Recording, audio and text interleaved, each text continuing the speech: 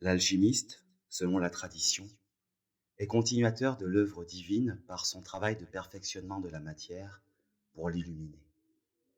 Il est celui qui permet à l'esprit d'infuser le monde, et ainsi, il le transfigure. Il s'agit pour moi de te donner des pistes concrètes de comment se travaillent en nous les métaux lourds à transmuter sur les plans physiques, émotionnels et psychiques. L'alchimie interne n'est pas un processus violent dans lequel on se bouscule pour changer. Nous sommes conditionnés à être en lutte, en opposition, en conflit avec des parts de nous dont nous voudrions nous débarrasser.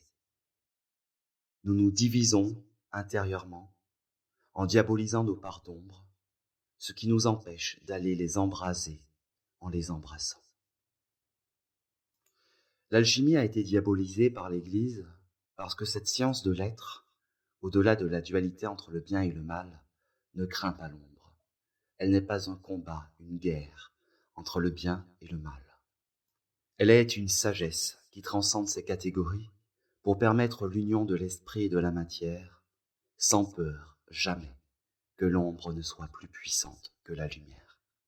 Elle consiste à avoir le courage de descendre dans les profondeurs de la matière, dans le caché, le sombre, le dense.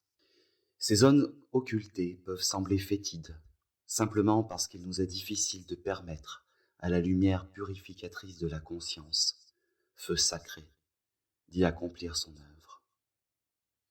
Se laisser infuser par la lumière en soi, dans ce processus par couches successives, c'est permettre de laisser circuler en nous la conscience.